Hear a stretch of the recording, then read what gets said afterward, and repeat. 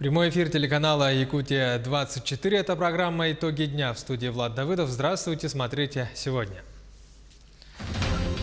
Обманутые дольщики в прошлом. С сегодняшнего дня застройщики страны переходят на проектное финансирование через эскроу-счета. Как это все будет работать? IT-будущее Якутии. Лучшие местные разработчики представили свои проекты. Кассы в онлайн. Сегодня, 1 июля, закончился третий этап перехода предпринимателей на новую систему работы. Как это действует и какие грозят штрафы тем, кто не ставит такую систему. Сохранить языки народов мира. Представители 50 стран в Якутске обмениваются опытом. Как проходит международный форум с участием ЮНЕСКО. В память защитников Родины 1 июля в России отмечается День участника боевых действий.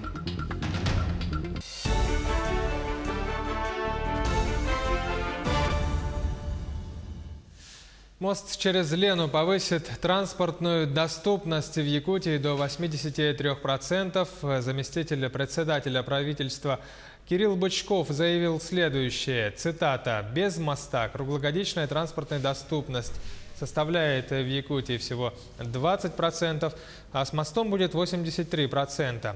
Для нас это вопрос выживания и качества жизни». Конец цитаты. Ранее наш телеканал «Якутия-24» сообщал, что строительство моста через Лену вошло в проект национальной программы по развитию Дальнего Востока, утвердить которую планируют в сентябре этого года. Мирнинское управление автодорог «Алроса» восстановит 30 километров региональной дороги Анабар до конца текущего года.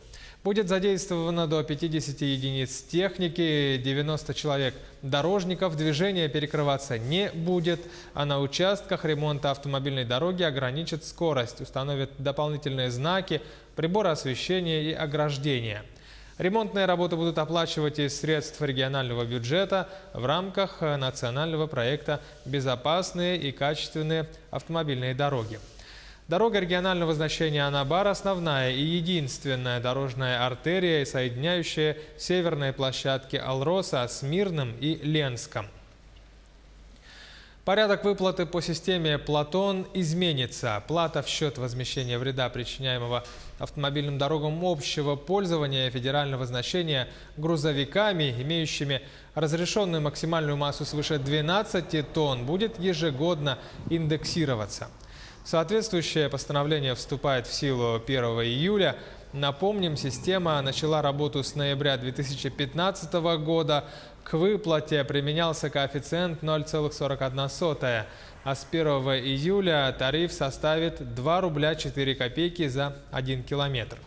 По данным Минтранса, за время работы системы «Платон» в Российский дорожный фонд поступили около 80 миллиардов рублей. На эти деньги отремонтировали больше 2000 километров дорог, восстановили и построили более 30 мостов в 40 разных регионах. В Госдуме предложили запретить частные камеры фиксации нарушений правил дорожного движения. В настоящее время негосударственным организациям и индивидуальным предпринимателям также не запрещено владеть такими средствами. По мнению депутатов, владельцы камер фиксации нарушений нередко злоупотребляют своими возможностями и устанавливают указанные средства не на аварийных участках, а там, где водители чаще всего допускают незначительные нарушения, например, небольшое превышение скорости. К другим новостям. Работы по тушению 15 лесных пожаров ведутся в Якутии. Действующими остаются 13 пожаров. Общая площадь, пройденная огнем, 261 гектар. Локализовано 2 пожара в Нербинском и Сунтарском улусах. Ликвидирован 1 лесной пожар в Ленском районе. Всего к тушению привлечены сотни человек. Парашютисты, десантники, пожарные, местное население, разная техника. Предварительная причина возгораний — сухие грозы в Верхоянском улусе, переход огня на лесной фонд с земель иных категорий. Подробнее остановимся в Ленском районе. Там продолжает действовать особый противопожарный режим. Службы пожарной охраны убедительно просят жителей соблюдать требования безопасности, ограничить выходы в лесные массивы и не разводить костры.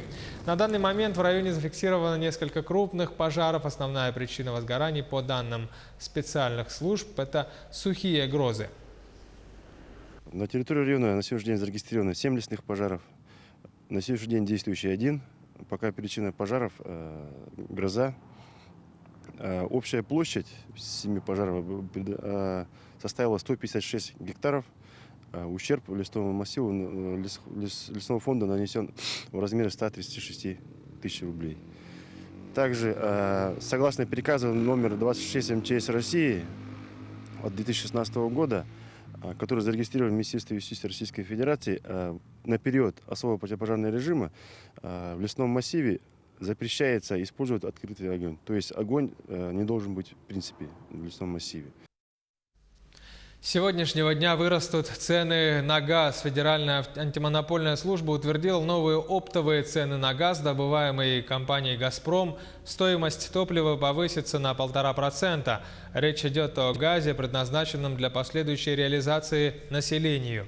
В приказе службы отмечается, что новые оптовые цены будут учитываться при формировании розничных цен, реализуемых гражданам. Напомним, год назад цены были проиндексированы на 3,5%. Эффективность производства увеличилась до 10% по техническим показателям и коэффициенту использования оборудования. Таковы результаты проекта по повышению операционной эффективности в Нюрбинском комбинате. Подробнее наш корреспондент Мария Урцева. Это не какие-то книжные цифры откуда-то взяты, то есть это реально организовано этими же людьми на этой площадке. Производительность карьерной техники выросла на 10%. Таков первый итог внедрения пилотного проекта «Идеальная смена» в Нюрбинском комбинате. В его рамках алмазодобытчики повышают эффективность использования горной техники. Об этом специалисты отдела развития производственной системы «Алроса» доложили гендиректору алмазной компании во время его рабочей поездки в Накын. Мы рассматривали и опробовали разные схемы организации работы самосвалов и экскаваторной техники с тем, чтобы посмотреть, какие фактические результаты мы можем добиться с точки зрения повышения использования оборудования. И в этой части у нас и организация пересменки, без пересменки так называемой с колес, то есть когда она требует минимальное количество времени. В рамках этой работы мы организовали и помещения для приема пищи и отдыха для водителей самосвалов. Мы использовали в полной мере автоматическую диспетчеризацию горно-транспортного передела. Это тоже нам позволило значительно сократить простое ожидание самосвалов под экскаваторами с тем, чтобы обеспечить большую эффективность этого передела работы. Помимо этого в Нюрбинском ГОКе работали и по другим направлениям, например, по улучшению производительности обогатительной фабрики. Совместно с специалистами ГОКов проанализировали планы работ на большой остановочный ремонт, который проводился в апреле месяце. Совместная работа позволила нам найти резервы и сократить длительность этого ремонта на 9 дней. То есть это дало значительную возможность увеличить объем обработки руды на обогатительной фабрике. Генеральный директор «Алроса» Сергей Иванов побывал на производственных объектах Нюрбинской площадки. Посетил обогатительную фабрику номер 15, алмазные трубки Батуобинскую и Нюрбинскую. Крайне важно поддержать ту команду изменений, которая здесь работает последние месяцы, и руководство ГОКа, потому что очень хорошие результаты. Мы нащупали ряд решений по повышению производственной эффективности, по нашей работе фабрики и работы самосвалов, погрузочных машин. И мы видим уже самые главные результаты. Это десятки тысяч карат, это сотни тысяч кубов горной массы. И самое главное, что Нюрбинский ГОК идет даже с хорошим перевыполнением всех планов. И это, безусловно, приятно и оказывает поддержку всей группе «Алроса». И самое главное, мы тем же самым оборудованием, с тем же самым количеством людей, практически тем же самым, мы можем добывать больше, мы можем обогащать больше и, соответственно, результат общий, вклад в копилку АК «Алроса» будет только увеличиваться. И что здорово, руководители других ГОКов и руководители цехов, руководители автотранспортных предприятий приезжают сюда и из Удачного, из Айхала, из Мирнинского ГОКа и видят уже, какие решения можно применять на других ГОКах для того, чтобы также повышать операционную эффективность. По словам Сергея Иванова, проект операционной эффективности показывает хорошие результаты и в ближайшее время заработает также в Удачнинском комбинате. Мария Урцева, Роман Ларин, телеканал «Алмазный край». Представители 50 стран в Якутске обмениваются опытом по сохранению языков народов мира. В столице республики проходит международный форум с участием руководства ЮНЕСКО. Как дела в нашей республике в части сохранения культуры, какие планы по дальнейшей работе? Сюжет Юлии Великодной. Эвенкийский обряд очищения для гостей и участников форума. Это 116 человек из 65 стран, среди которых Якутию называют уникальным местом в мире в сохранении языков и культур коренных народов. Это подтверждает и статистика. Не менее трети народов Якутии владеют родным языком. 52 тысячи изучают якутский язык в школе и 2000 другой родной язык. У нас в республике со следующего года начнет работать отдельная программа государственная по сохранению языков коренных малочисленных народов Севера. Я уверен, что эта программа позволит нам, конечно же, приумножить те достижения, которые у нас в этом направлении есть. В этом году вышел заключительный 15-й том полного толкового словаря якутского языка, который вскоре станет доступен в цифровом варианте. Информационные технологии играют главную роль в сохранении языков. Безусловно, должен быть не только доступ в интернет. Это очень важно его наполнение и то, насколько люди им пользуются. То есть только вот эти составляющие, они дадут в комплексе эффективное использование этой среды. По словам Евгения Кузьмина, председателя Российского комитета программы ЮНЕСКО «Информация для всех», русский язык оказывает давление на якутский, а на русский, в свою очередь, мировые языки. Каждую неделю на планете исчезает одна система средств общения. По таким расчетам, в конце 21 века останется 10% языков.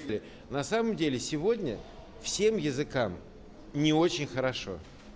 И думать нужно сегодня обо всех языках. Если русскому будет языку хорошо, якутскому будет хорошо. Если якутскому будет хорошо, малым языкам будет хорошо.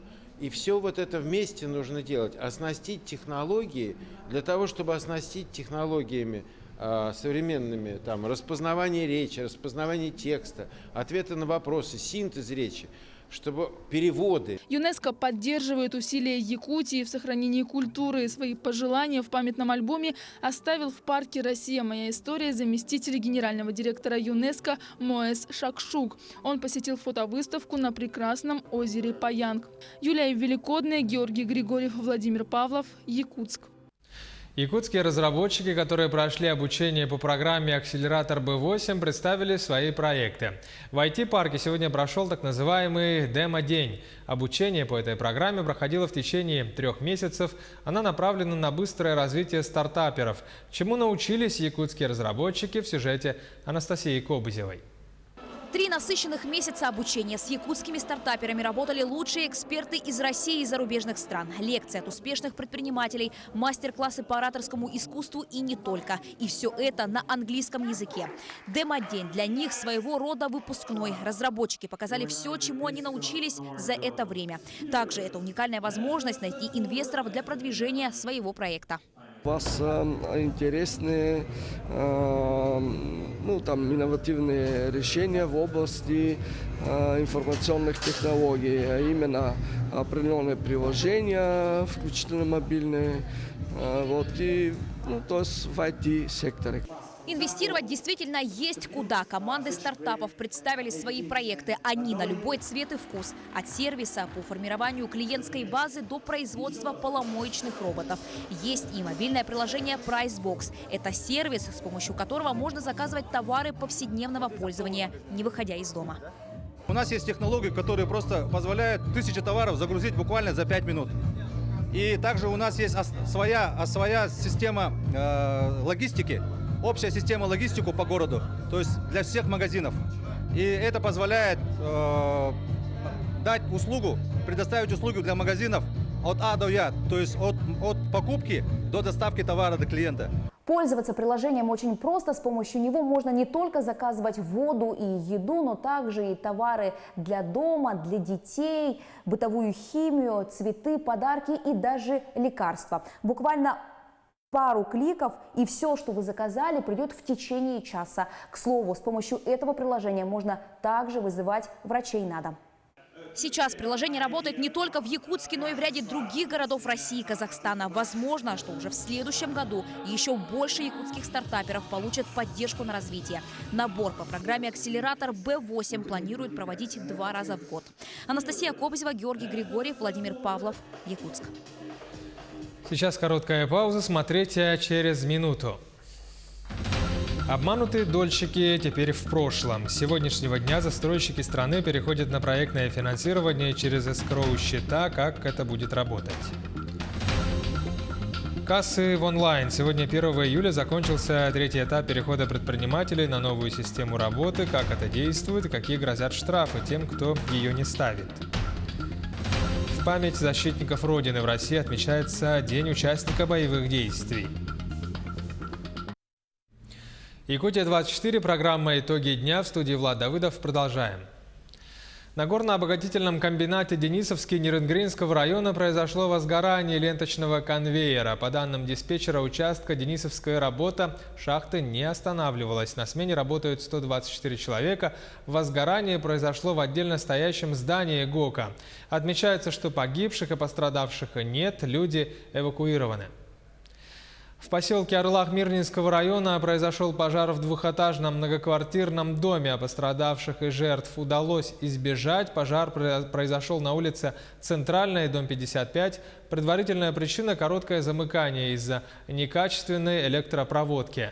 Прибыли 3 пожарных подразделения. Пожар локализовали, жители дома эвакуированы, дом обесточен. Возбуждено уголовное дело в отношении главы «Теплый ключ» Тампонского района Якутии. Ему инкриминируют превышение должностных полномочий и служебный подлог. По данным следствия, в 2016 году глава муниципалитета без решения Совета депутатов об отчуждении имущества в виде многоквартирного дома, находящегося в собственности сельского поселения, незаконно организовал торги.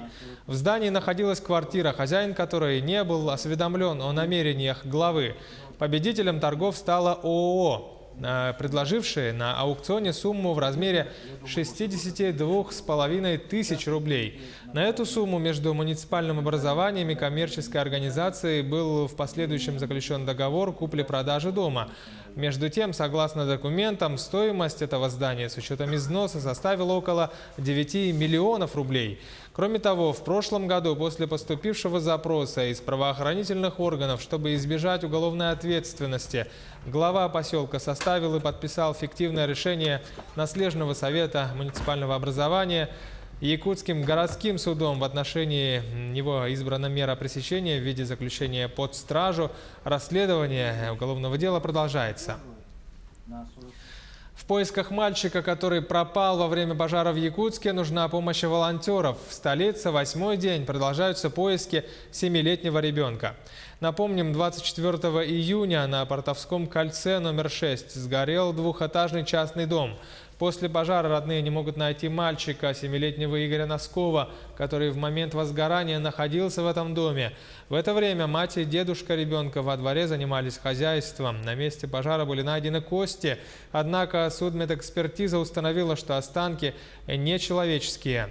Желающих помочь в поисках ребенка или обладающих какой-либо информацией о местонахождении Игоря Носкова просят позвонить по номеру телефона, который вы видите на своих экранах. Озвучу: 8 924 595 55 33.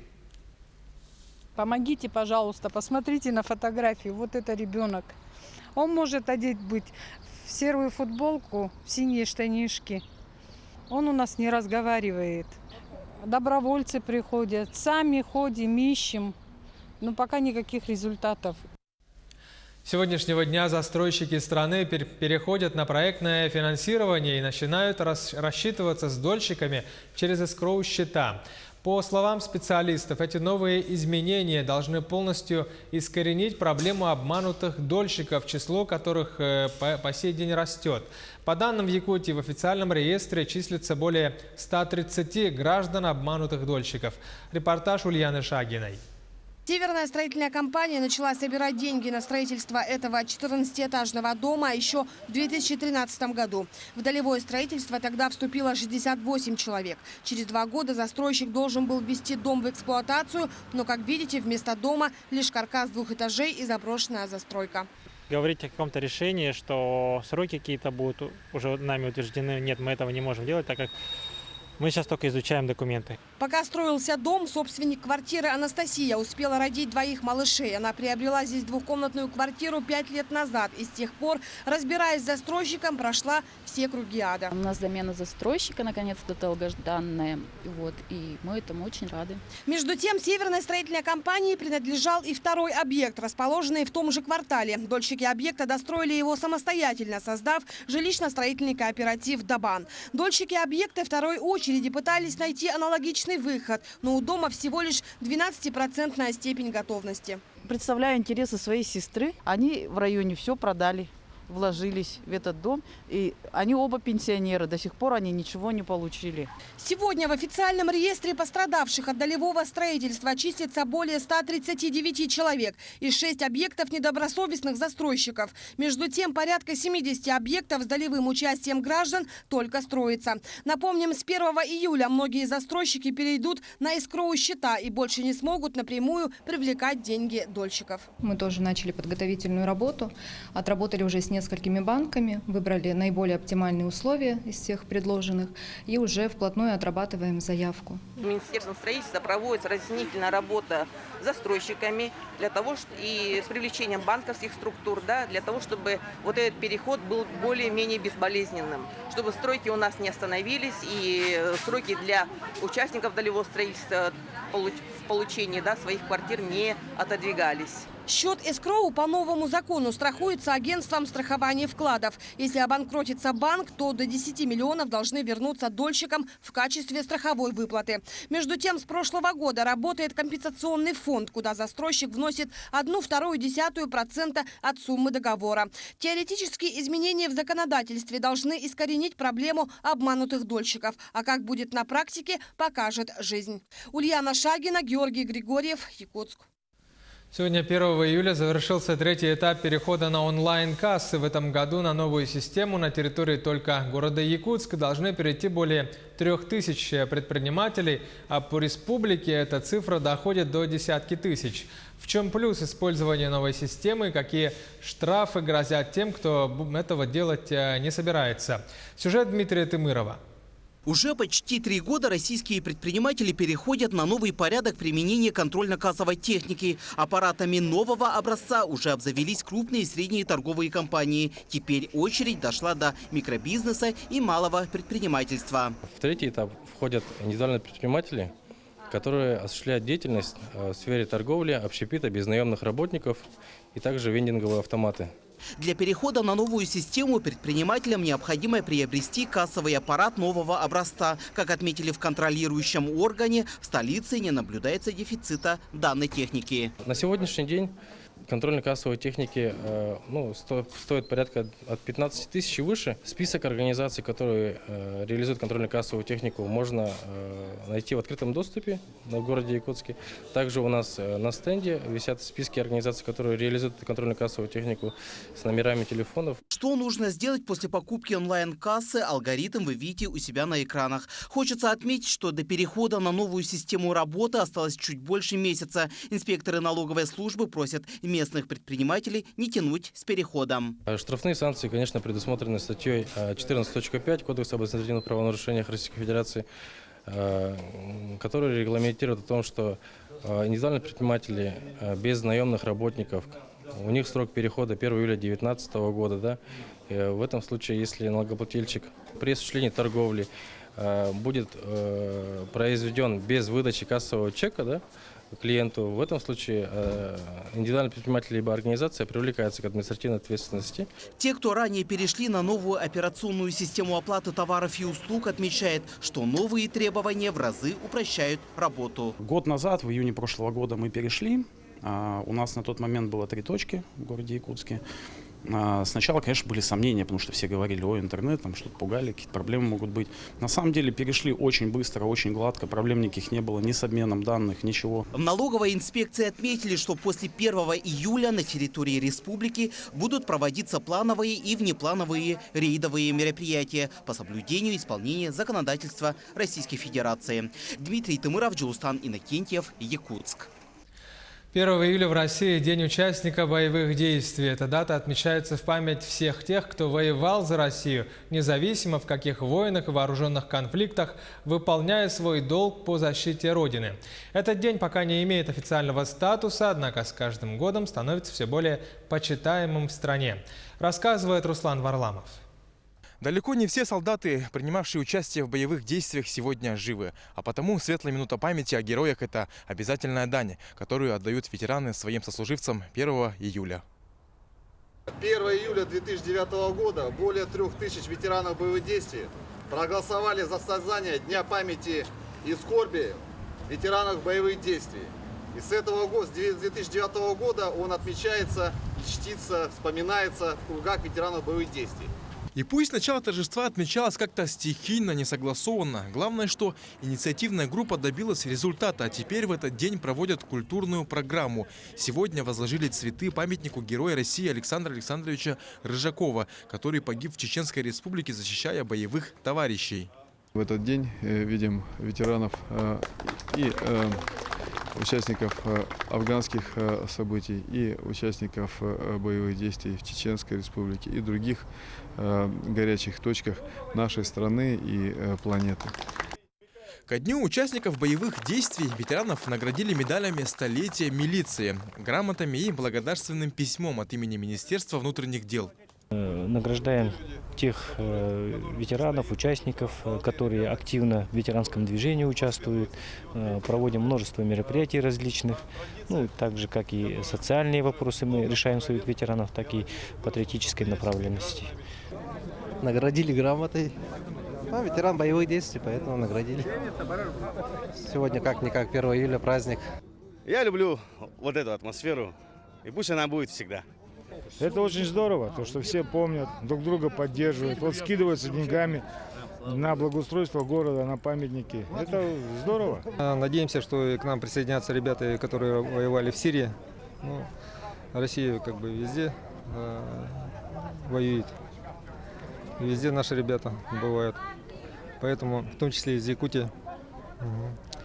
И всем мы будем стараться оказывать помощь.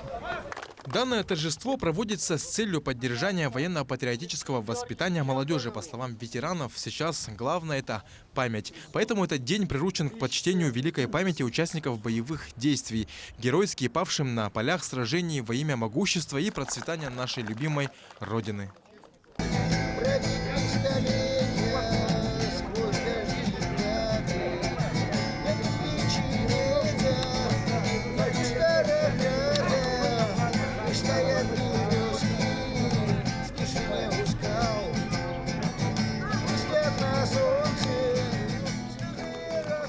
Руслан Варламов, Георгий Григорьев, Якутск. Таковы итоги дня сегодня. Оставайтесь на канале Якутия-24, будьте всегда в курсе.